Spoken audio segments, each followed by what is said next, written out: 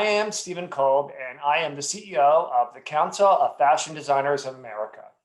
The CFDA is a not-for-profit organization of 477 American designers, and our mission is to strengthen American fashion in the global economy. We develop programming that speaks to the needs of our members, who range from women's and menswear to jewelry and accessory designers. Sustainability is increasingly important to the American fashion community, and it's been a pillar of the CFDA for more than a decade. We take a multifaceted approach to sustainability.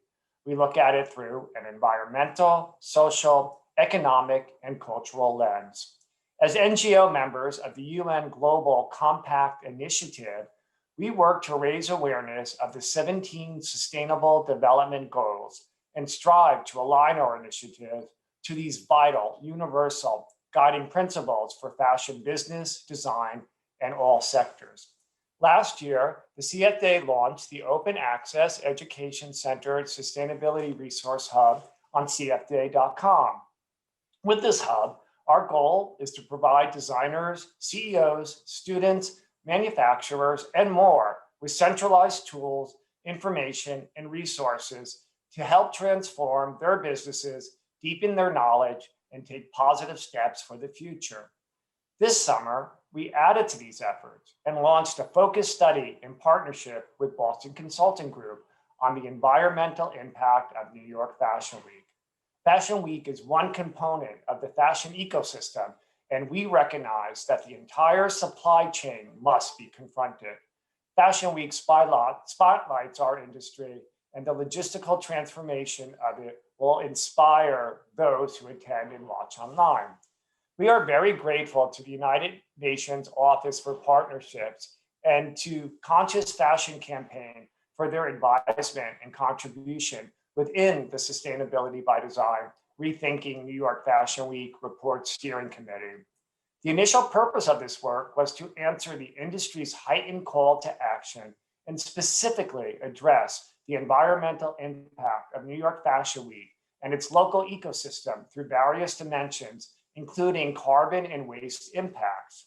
From printed invites to plastic bottles and lighting equipment, we saw an urgent need for the project. And our goal was to create a comprehensive report and playbook for brands as a guideline to implement creative strategies and reduce both waste and the carbon footprint of fashion-related New York Fashion Week events and activities.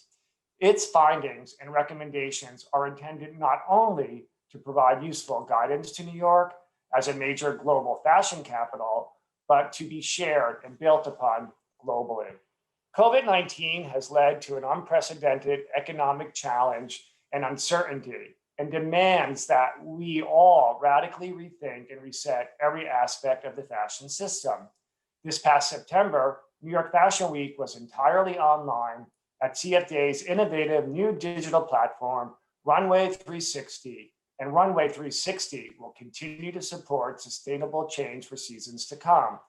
This moment is complex and requires us to be resilient and innovative and continue in our direct efforts to address the urgent climate change and pollution-related impacts of our industry. When we work together, the future of fashion can be sustainable. Today, I'm very pleased to be introducing Gabriella Hearst, Tracy Reese, Maria Conejo, Hilary Taymor from Colina Estrada, Sarah Willersdorf from the Boston Consulting Group. This conversation around New York Fashion Week's future is being moderated by Lucie Brigham of the United Nations Office for Partnerships. First, though, it's a pleasure to introduce Nicolas Llinas, a BCG, who will walk you through the Sustainability by Design Rethinking New York Fashion Week Impact Report and Playbook for Positive Change. Thank you and enjoy. Thank you, Stephen. Hi, I'm Nicolas Llinas, Project Director at BCG's New York office. I'm part of the working team in Sustainability by Design Rethinking New York Fashion Week. Today, I'll be taking you through some of the highlights of our report in collaboration with the CFDA and the UN Office for Partnerships.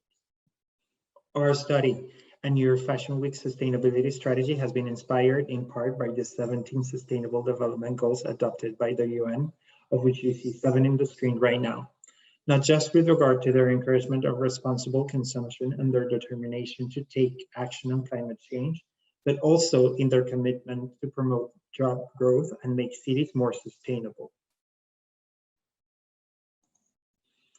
Sustainability is increasingly an important topic for New York Fashion Week stakeholders, with many seeing opportunities to improve the sustainability of their operations.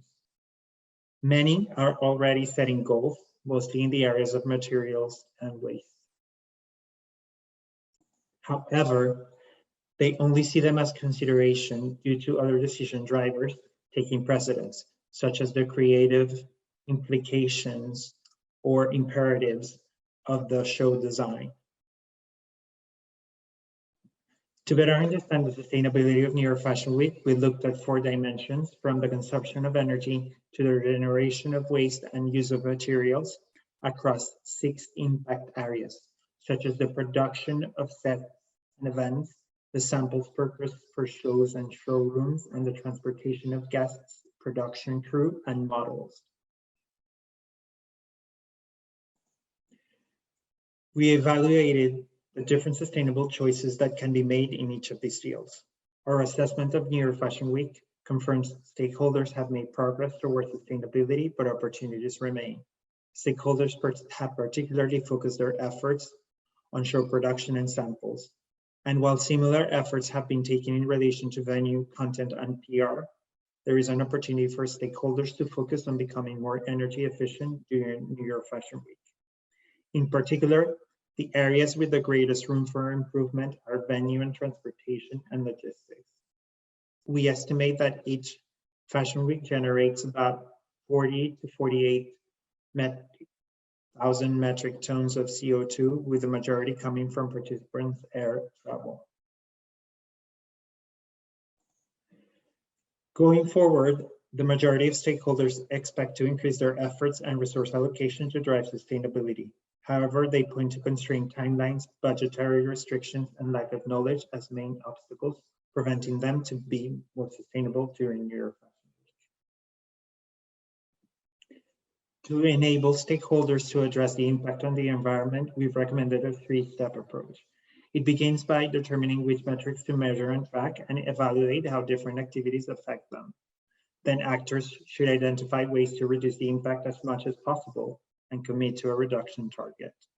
For any impact that cannot be avoided, actors are encouraged to compensate the impact through partnerships or initiatives. We've identified close to 50 practices that will move New York Fashion Week towards sustainability, from alternative events to other formats to partnering with sustainable transportation companies and hotels with selected CFDA support. These are collected in a playbook available to your New York Fashion Week community.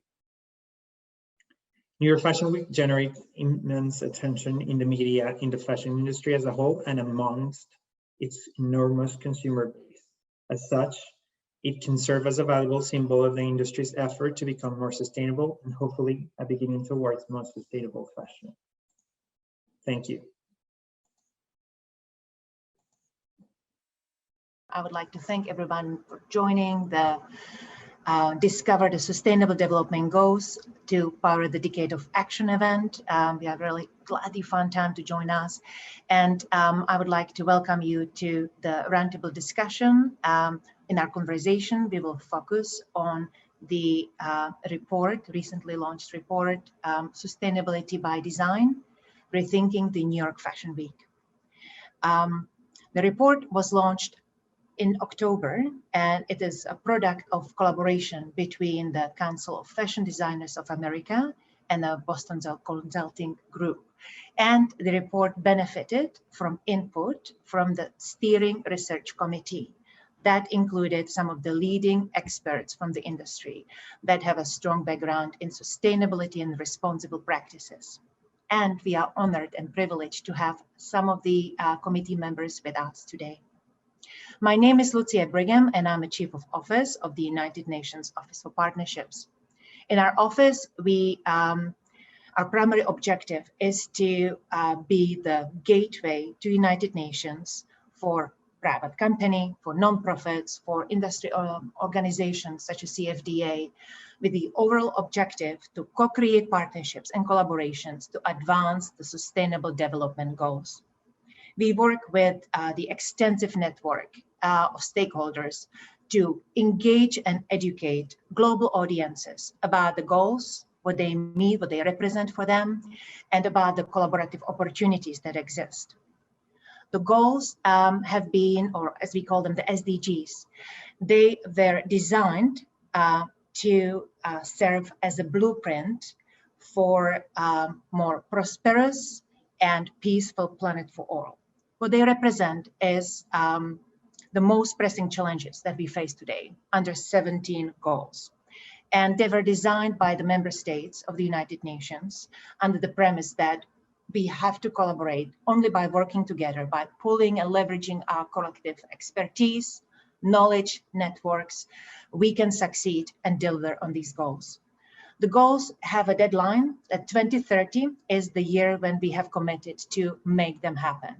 And I'm very honored to have such a pool of representatives from the industry that have been leading on sustainable and responsible practices and showcase that the industry has a role to play vis-a-vis the goals. And I would like to say that the fashion industry is an important and powerful ally for the United Nations in the decade of action to deliver the goals. And the report that we are discussing today, the Sustainability by Design, it is a great example of the impact the industry has on the goals. Looking closely or having a close look at the New York Fashion Week is an important step in the right direction. And before I give you a floor and start the conversation, I would like to recognize and thank the CFDA, our colleagues at the Council of Fashion Designers of America, for their deep commitment to sustainability and for driving the change within the industry. We have an impressive panel of women, and I would like to ask all of you to please introduce yourself, what you do, and what is your link to the report that we are discussing today. Maybe I can start with Sarah. Sure. Thank you for having me. Sarah Willisdorf. I'm a managing director and partner at the Boston Consulting Group in New York City. I'm our global lead for luxury, but exclusively work in fashion and luxury. And we were really delighted to be able to partner with the CFDA on this report. Our team was responsible for a lot of the analysis and co-authoring, and really excited to be on this panel of women today. And just a note on the passion, just to, I think, reiterate that point, you know, we started this work pre-COVID, and when COVID hit in March and April, this group, many of the panel on the phone today, were still taking the time to get on steering committee calls, despite having to deal with everything else with their businesses and their families. And so I just really excited. There's so much passion and movement in this topic. Thank you, Sarah. And I have to say that one of the first calls of the steering committee was probably in the most dramatic times of my life. As I remember, it was in the second week of March. So, you know, it is a very unprecedented timing, and I would like to drill a little bit into that during our conversation. Perhaps as the next one I see here, Hilary. Hi guys, thanks so much for having me. I'm Hilary Taymor, the creative director of Llinas-Carrizosa. And I was just asked by the CFDA to join this panel to kind of give insight. My whole brand is based on sustainability, based in New York City. And we've been working and trying to make the most sustainable fashion weeks for the past couple years as much as possible. So it was really an honor to be a part, to be able to have our say in what, you know, how to give back to New York Fashion Week and also how to make it more sustainable. Thank you. Maria? Hi, my name is Maria Conejo. I'm founder and creative director of Zero Maria Conejo. Sustainability is something that is very close to my heart as I have children, and it's been foremost in my mind since I had them 29 years ago. And it's a constant process every day. I think we all could do with sharing information, and I'm really happy to be on this panel and be able to sort of move things along. Thank you. Thank you, Maria. And I have to recognize, I have to give a shout out to your decor in the wall. For those who are not familiar yet, the colorful grid behind Maria on the right-hand side, they represent the goals. And I have to fully endorse the statement just made.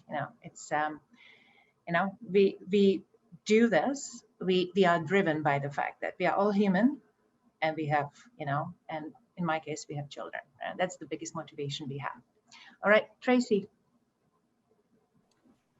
Hi, I'm Tracy Reese. I'm the founder and creative director of Hope for Flowers. I also am the vice chairman of the board of directors at CFDA, and I sit on the Black Advisory Board there.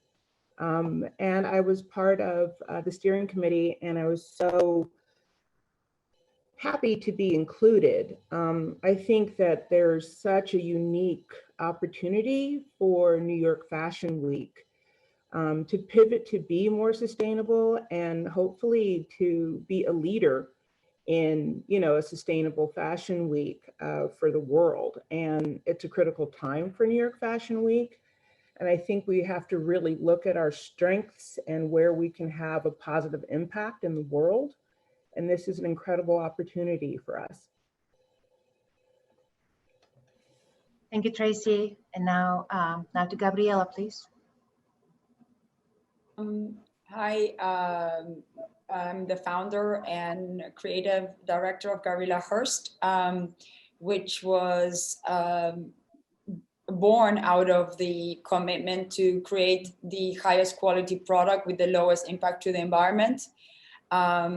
During these past 5 years, we've launched different environmental practices, and some of them have become standard practices. For example, we did the first carbon neutral show in New York Fashion Week worldwide, and that's now a standard practice for other shows in the world. So we're committed to the quest of finding a way to do business that it's more imbalanced with nature and move us towards a circular economy. And I was also asked to be in the steering committee, which is an honor, and give whatever information we have collected from our own experience. Thank you, Gabriella. And I have to say that attending your show, fashion show in February this year was probably was very inspiring. And it was also one of the last public events I have attended this year. So it's a special meaning for me. And perhaps we can start with you. Since the launch of the report, what has been the reaction among your network, your employees, your collaborators, your supply chain? How did it land? How did it resonate with your friends and colleagues? Well, for us, that we're a team, we're a small team, but very committed to finding the way of how we can move forward, right? And we work in a mission of 10 years from now, parallel to the sustainable development goals of the UN. And this report is so important because fashion, we don't have organizations that regulate us like the organic food industry will have. And so we are all self-regulated. So I find this report very important because it could become a blueprint to have an expanded vision of what that self-regulation can be. So I think to put these parameters in practice it's what's needed. So Sarah, thank you, Gabriella. And now to Sarah, I would like to, we have touched upon a little bit about the timing of the report, and it was initiated just before the pandemic and created and kind of reshaped during the pandemic, launched in October. Why do you think the report is important now at this time? What is the relevance? Yeah, it was interesting timing. As you mentioned, we did start this report pre-pandemic, and just to baseline, sustainability has obviously been a growing trend for a number of years. But what I would say is it was often a consumer-driven trend, and there were obviously some brands, and you have many of the creative directors and founders here on this panel that built their businesses around those objectives. But for the most part of the last decade, it has been consumer-driven. What you've seen even pre-COVID in the last couple of years was an acceleration by companies, by governments, and other organizations, which I think was positive. When we were literally about to launch, I think, the report when COVID really hit, and what we decided to sort of all pause and understand some of the impacts of COVID. And I think it's obviously been a tremendously tumultuous year, but if there is a silver lining, what we've seen in our consumer data is that, if anything, consumers have become more passionate about things like sustainability. And it's almost, COVID was almost the first time when everyone realized their individual actions had societal consequences. And so we're actually hoping that, as a positive, we see even a greater acceleration towards sustainability. I think the other thing I'd quickly say on that is, we also recognize this is one small element of the fashion industry's contribution to everything in the world. But we also acknowledge that it's a bit of a bellwether and a symbol, and given just the reach for fashion weeks in general. So, what we did see over the last, 6 months was, many brands experimenting with different formats and different ways of doing things, many of which did have positive impact from a sustainability perspective, which is great. So I think, honestly, the main impact of COVID is we've just actually seen some of the playbook suggestions go into practice early. And I think what will be really important is to see how they endure as we move into some, new normality or new reality, I guess. Yeah, thank you. I see the report. Of course, I recognize the vastness of the fashion industry and the potential it has to really help the international community and the UN to advance the goals. And clearly, the New York Fashion Week, as iconic as it is, it's just one of many elements, right? One out of the specks out of this beautiful tapestry that we need to collectively work on. But it's a stepping stone. I think it can be catalytic stone that shows what is possible and how to do it properly. Maria, can I please turn to you and ask you? You clearly are fluent in the goals, and I would like to ask you: do you think, what is the knowledge? Like, what is the interest among from your perspective in the industry about the goals, about the sustainable development goals, or more generally about sustainable practices? Why do people think it is relevant? Is it changing? Has it evolved in the past couple of years? Are we reaching some kind of point of change? Yeah, I mean, I think, the awareness because of the pandemic is all how do you say, magnified the cause and effect of our waste and pollution, and the fact that a lot of COVID was related to the highly populated areas that are very heavy on CO2 emissions. So keeping things local and making people aware of the cause and effect of our actions, I think, is fundamental right now. And I think in a very simple way, because I think a lot of people get bogged down with science, and people need like a little bullet. I love this little bullet point, by the way. I think the only one that isn't there is mental health, because I feel like right now that's one of the things that is really key for a lot of people. There's a lot of trauma going on, and people need to look after each other, and they need to see the cause and effect of what they're doing, and how even, because when it gets too scientific, people just go, well, I can't do that. But when they see that they can make a little bit of effect every single day of their lives, just a little bit, less plastic, just small steps that contribute to a bigger scale thing. And I think people are really aware of that. And more than anything, especially the younger generation. I mean, for me, it's something very close to my heart, like I said, because of my children. What are we leaving them behind? And, kids now are shopping less, more, they're much more interested in where things came from. They're shopping also vintage or upcycle, or they want to know where the clothes are made. And I think everything is about information right now, and sharing that information, but also not alienating people, by making it too scientific, making it more human. And I think that's one of the biggest problems we have, you know, as an industry. The fashion industry is quite alienating. And I think when you make things more real, the fact that people are relating to real people right now, not supermodels, is a big point. You know, I think it's something about communication and community right now and sharing that information. And our clients are really responding to it. Thank you. To keep it authentic, I like a couple of, to highlight the points you have made.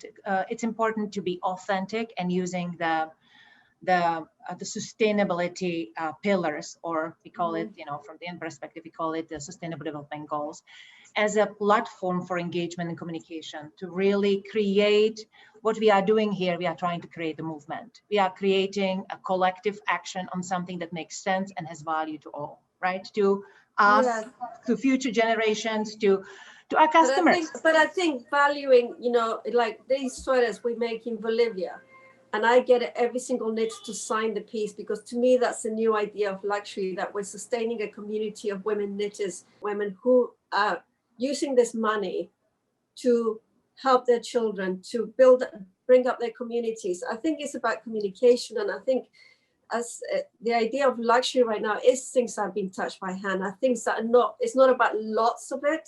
It's more about the quality, not the quantity right now. And I think that's one of the things, like Gabriella emphasizes, that, it's about luxury, and, it has to be looked up to be small. Not every business has to be mega.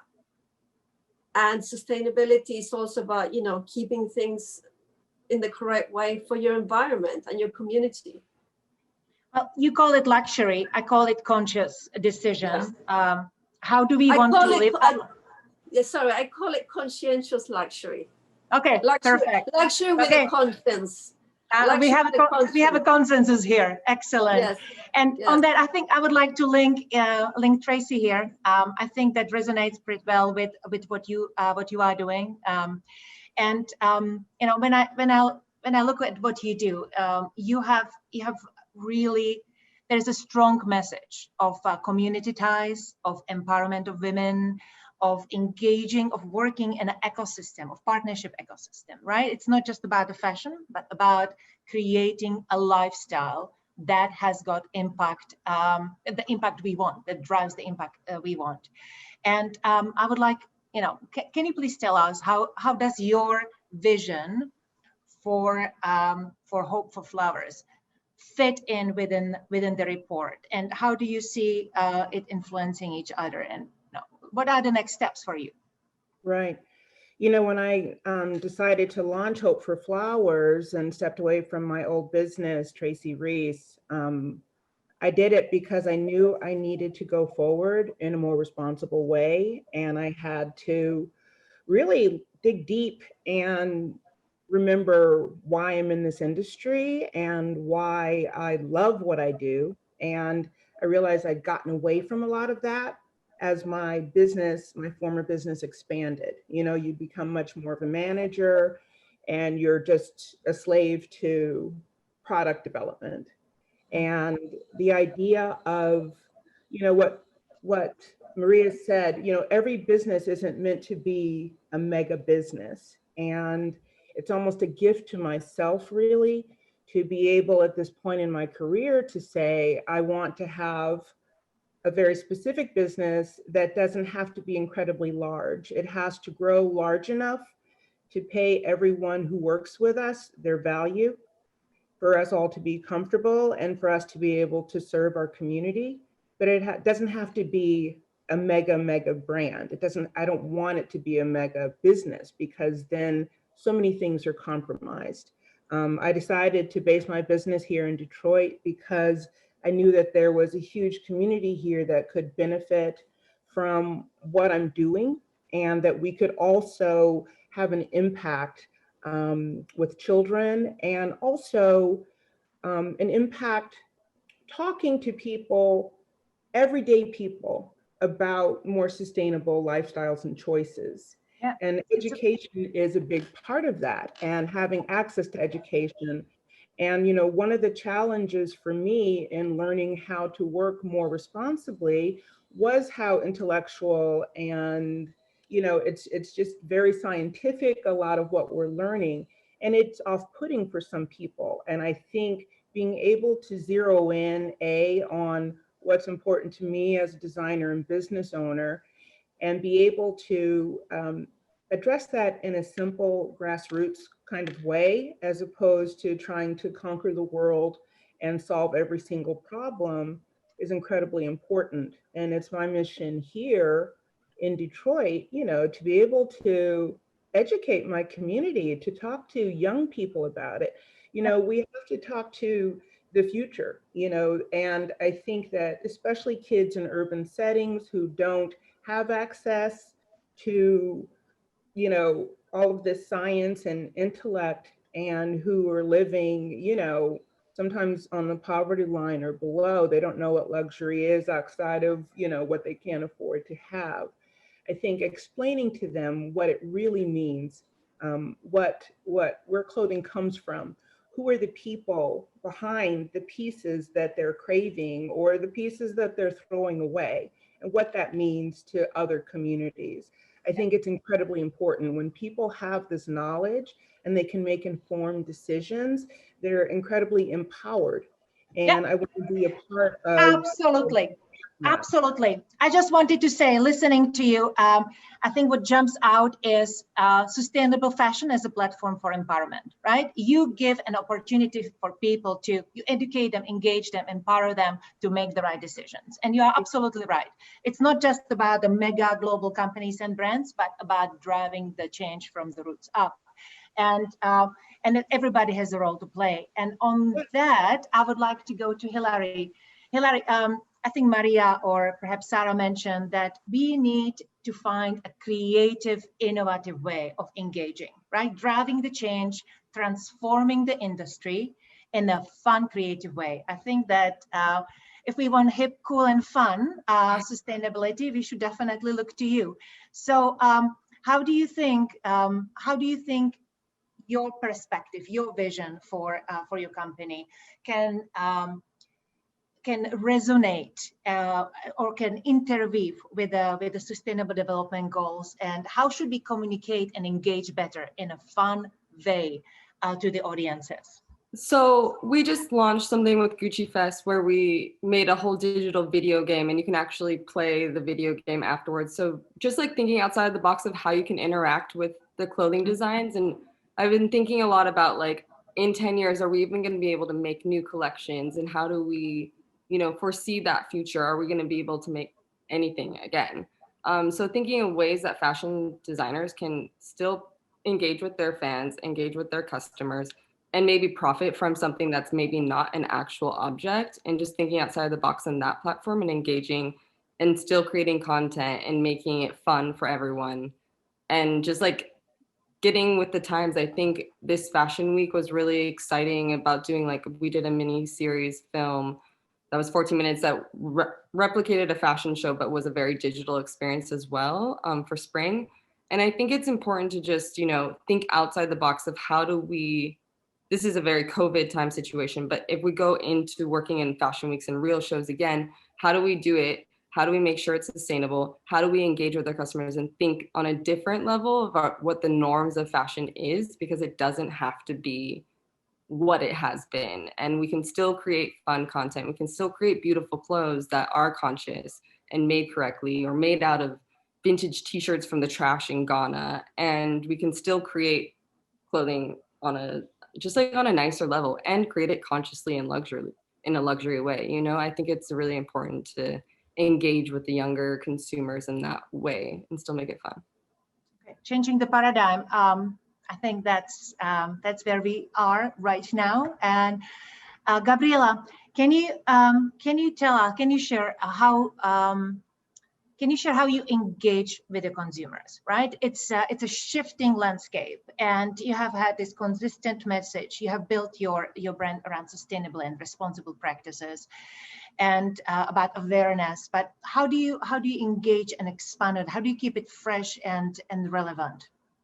Well, I'm a big believer that you have to bring people with desire to your messaging. And I'm a big believer of product, that no matter how good all our intentions are, if those products don't reflect our values, but also don't reflect beauty and desirability, it's the primary thing of why we are designers. So the way I've engaged with customers has been the same way. It's by creating product that it's made to last, that we've done the homework on, and we actually applied technology this year that we launched that's called Garment Journey, that brings transparency to the process of making our product, so customers can actually see how we make the product and by who it's made. We've been doing before in my previous business too with Candela, we've been working with non-for-profits that empower women. The one I've worked mostly with Manos de Uruguay. And going back to the point that Maria had brought, and where you're marrying these subjects, we think that, for example, empowering women and sustainability will be something that it wouldn't be sitting hand by hand, but they are. Because when you empower women, you empower a whole community, you empower them to have education, and that has significant and accountable results to the environment. And so we put all our missions and we act of them, but we're still attracting our customers by the beauty of our works. But I've been observing, and I would say in the past 2 years, that more and more clients are aware and asking questions and we get more questions from clients asking how we source this material, where is this coming from? So there's a bigger engagement. Anecdotally, I'll have clients come to the store and they don't take a shopping bag because they know the ethos of our brand. So they rather to have less wastefulness than taking the fancy packaging. It's all about, for us, still finding a simple way, a humble way. We don't do windows displays, we don't do mannequins, a very clean way to display our product that has to have character and integrity and beauty. So I would say that we communicate with our product. Okay. Now, you mentioned the issue of transparency and authenticity, right? Engaging, that's very key and crucial, I think, for everyone I see on the screen. So when I look at these 5 women, I see advocates of sustainable development goals within the fashion industry. And if I can go to you and say, give me one word that or one sentence, one area you would like to advance within the next year, what would it be? Sarah?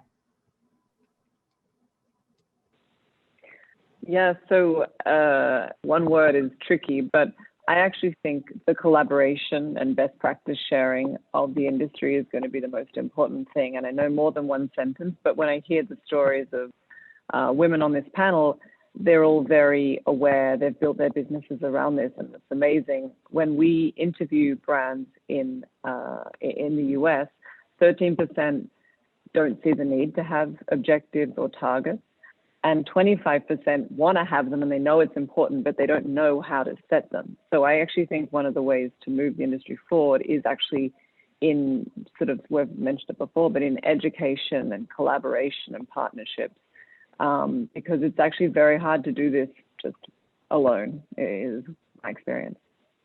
Certainly. So not one word. Yeah, no, I like it. Concise, concise and full of great ideas and messages. Maria, maybe if the same question to you. How do we snowball? How do we leverage this collective knowledge, commitment, and power there is on this panel and really turn it into a movement? Help in the combination with the report to catalyze action. Like, what do we need to do? A couple of sentences. I just think, I'm expanding it. I mean, it's hard to do it in one word, sorry.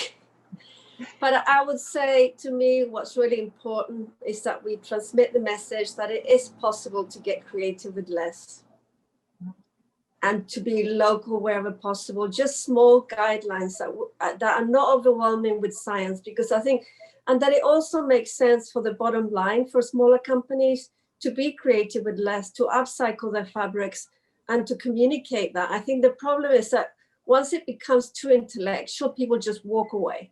It needs to be, like I keep saying, it needs to be like little incremental things that every company says, you know, and they're not shamed into doing it, but it makes sense for them to do it.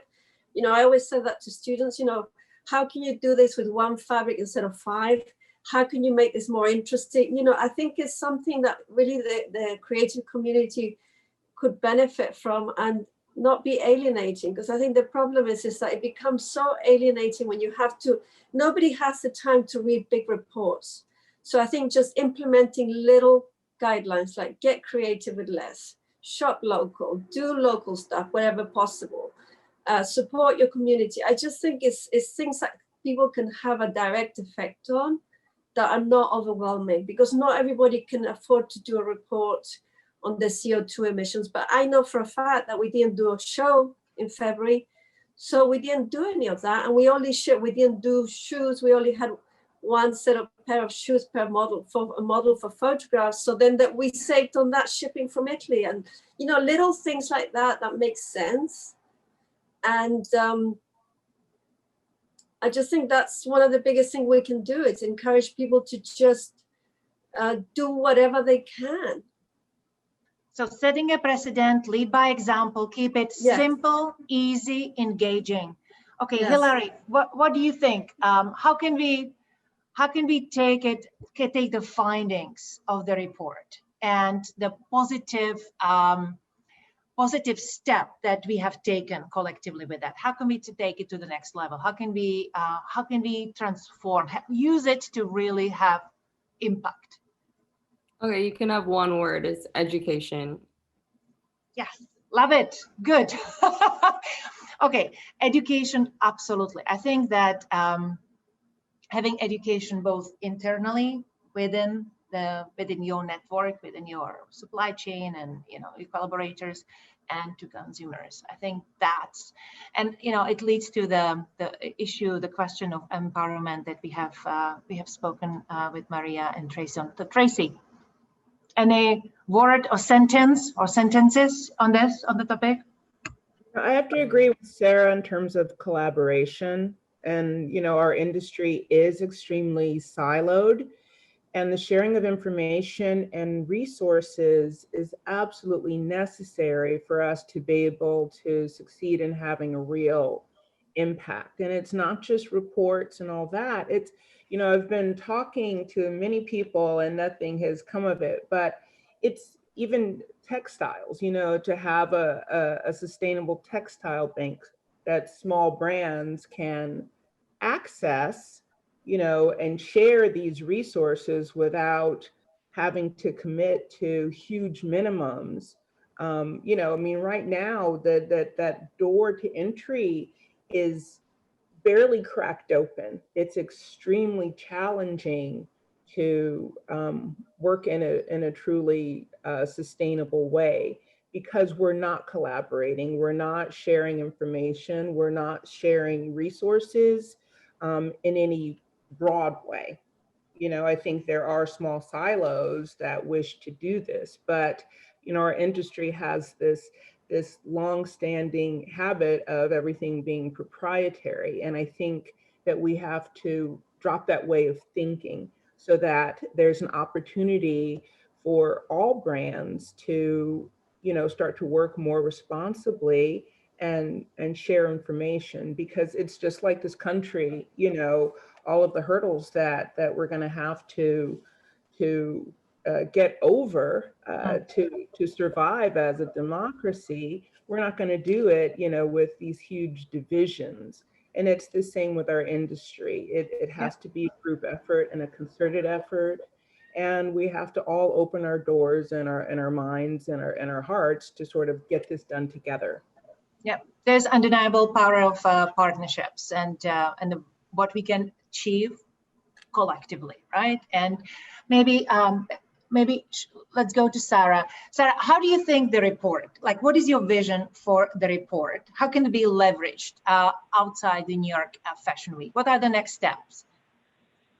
Yeah, that's a great question, because I agree a little with Maria that not everyone wants or has the time to read a huge report. So at its minimum, we're hoping, and at least we're seeing traction around the playbook elements. So some of the tips and tricks being shared, being leveraged more broadly.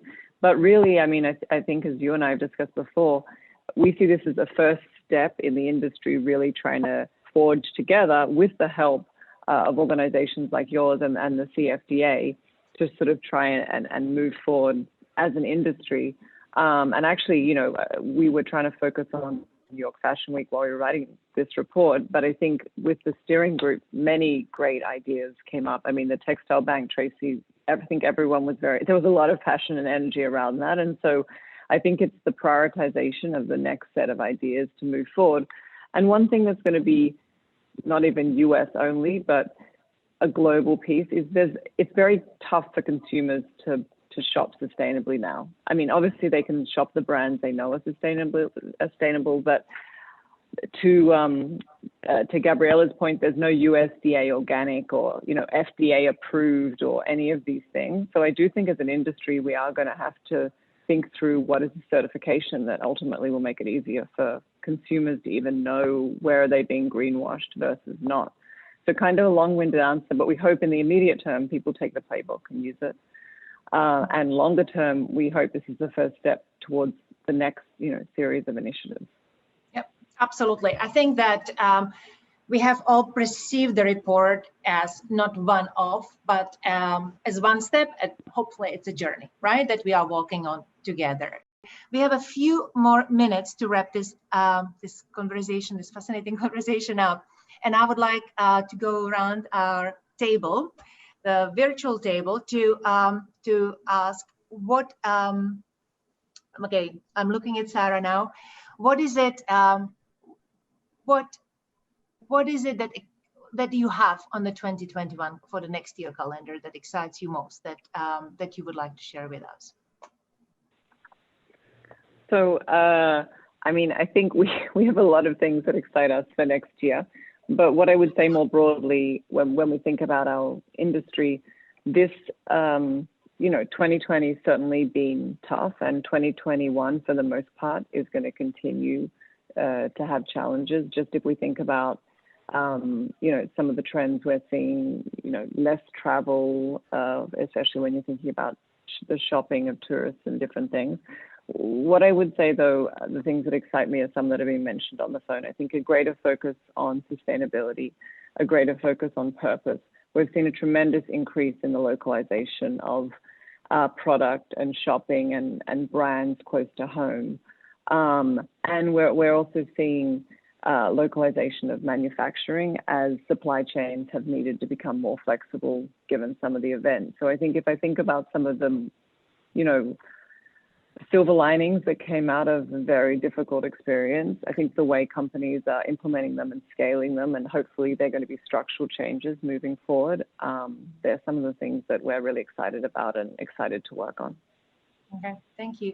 Then, Gabriella and Maria, what is your message? What would you say to these young, aspiring designers and students that are thinking of, you know, their future careers?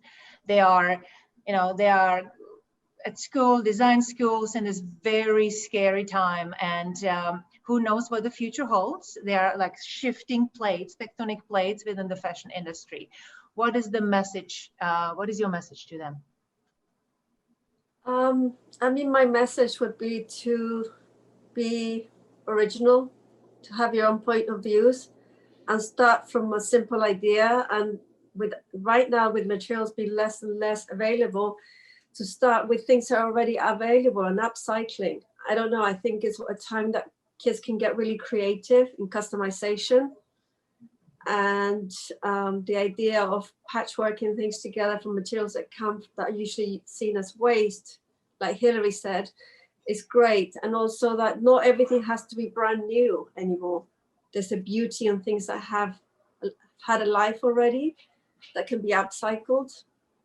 And there's a beauty in the hand and things that are not everywhere, that are unique. Thank you. Gabriella, what do you think? I would tell them to think circular and that small is the new big. Okay, excellent. Hilary and Tracy, if you can think big, you know, sky's the limit. What is that one phenomenal thing you would like to accomplish next year? Hilary, I will start with you. That's not fair. I just want to be able to make everything 100% sustainable and be able to think all the thoughts in my brain to be able to accomplish those on a sustainable level, which is like very much when I make a collection, it's about 20% of what I want based on what is available to us technology wise. So just to be able to work with some of the greatest technology that's available to us on a sustainable level. Thank you. Tracy, please. I'd like to be able to, I mean, my goal is really to move a good percentage of my production here to Detroit. So to make locally, you know, and employ local people in every aspect of my business and operation. So it's a challenge, you know, we're working hard here in Detroit to be able to produce apparel, and we've made some great inroads. So looking forward to really manifesting some actual success in that goal in 2021. Okay, so to make it fair, and everybody should be allowed to dream, Gabriella, what would be your one imaginary super success story if you could choose one thing that you would love to do? Yeah. I mean, our main goal now, which is by end of 2021 to 2022, is to be using at least 80% of our materials be recycled and repurposed. That's a goal, and then to be able to ship as much as the majority of our production by boat. So those are my, I don't know how fancy they are, but they're my goals. From my perspective, they look beautiful. Okay, Maria. First and foremost, our goal next year is to be sustainable, to stay in business. I mean, we've all seen our businesses disappear. Yeah. And it's been drastic changes. And one of the things, I'm also on the BOF panel and the board of the CFDA, and one of the things that we've really coming to terms with is like to ask designers to produce less collections, but make them count, and do less shipping. Thank you. Thank you, everyone. And the last message, I would like to recognize all of you.